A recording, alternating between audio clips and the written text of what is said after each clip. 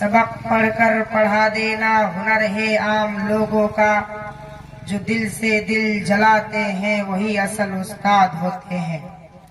सदर मोहतरम मुअज्जज़ सामीन इकराम, आज के इस अज़ीम शान जलसा में मेरी तकरीर का उन्वान है सीरत मुर्शिद आज़म। अल्लाह तबारक व ताला ने जब हमें दुनिया में भेजा तो हम कुछ नहीं जानते थे। अल्लाह तबारक व ताला ने हम पर रहम व करम किया। अल्लाह ने हमको मुर्शिद रहबर रहनुमा दिया। दोस्तों, अब सवाल यह पैदा होता है कि मुर्शिद किसे कहते हैं। आइए हम और आप सबसे पहले जान लेते हैं कि मुर्शिद क्या है। मुर्शिद के माने हिदायत करने वाला, सीधा राह बताने वाला। मुर्शिद आज़म ने हमें और आपको यह सबक दिया है कि आप लोगों को हिदायत करे, अच्छे कामों का हुक्म दे, मुनकर कामों से रोके। मुर्शिद आज़म ने इस बात को ही समझाया कि जब हजरत अली रजी अल्लाह अन्हु को यमन की तरफ रवाना किया गया था और उसे कहा गया था कि ए अली, तुम यमन की तरफ जा रहे हो सकता है कि वह तुम्हारी बात को ना माने, तुम्हारी आदत व तौर को ना समझे।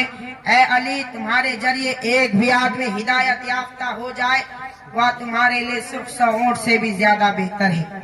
इसीलिए हमारा और आपका काम है कि लोगों को हिदायत करे, अच्छे कामों का हुक्म दे, बुरे कामों से रोके। हो सकता है कि वह तुम्हारे बात को ना माने, लेकिन इस बात को और मजीद वाज़ेह करने के लिए हजरत नूह अलैहिस्सलाम की वाह किया, जिसमें हजरत नूह अलैहिस्सलाम ने अपने रब से कहा, रब्बी इन्नी दाऊतु कौमी लैलन व नहारा, ऐ हमारे रब, हमने अपने कौम को रातों दिन दावत दी, तन्हाई में दावत दी, खुले तौर पर दावत दी, ऐलानिया तौर पर भी दावत दी, लेकिन 950 साल के कोशिशों काविश करने के बाद सिर्फ 40 अफराद ईमान लाए। कुरान खुद कहता है इल्ला कलील, नहीं मगर कम ही लोग ईमान लाए। इस बात को किसी उर्दू शायर ने कुछ यूं कहा, मालिक का काम है पानी देना और रब का काम है फल और फूल देना। यानी इस वाकया से आप बताना चाहता हूँ अल्लाह रब्बुल आलमीन के अलावा कोई हिदायत नहीं दे सकता। जैसा कि अल्लाह ताला कुरान मजीद के अंदर फरमाया, इन्नका ला तहदी मन अहबब्ता वलाकिन्नल्लाह यहदी मन यशा, सूरह क़सस आयत नंबर 56। दावत देना हमारा और आपका काम है। मुर्शिद आज़म क्या तरीका था, इज़ा कान अम्रु फ़ज़ाइल सलात, जब मेरे मुर्शिद आज़म को कोई तकलीफ आती तो अल्लाह रब्बुल आलमीन के साथ बात करने लग जाते, रुकू और सजदा करने लग जाते। यानी इससे मालूम हुआ कि हर मुश्किल का हल नमाज है और हर मुश्किल को नमाजी के जरिए हल किया जा सकता है। और मेरे मुर्शिद आज़म क्या भी तरीका था कि किसी को अपने नजरों से नहीं गिराते थे। जैसा कि कहने वाला आया मस्जिद नबवी के अंदर और मेरे मुर्शिद आज़म से सवाल करने लगा, है मेरे मुर्शिद आज़म, मुझे जिना की इजाजत है। आपने कहा जाओ, तो शख्स जाने लगा। फिर मुर्शिद आज़म ने कहा जा रहे हो ना, तो शख्स ने कहा जी हाँ।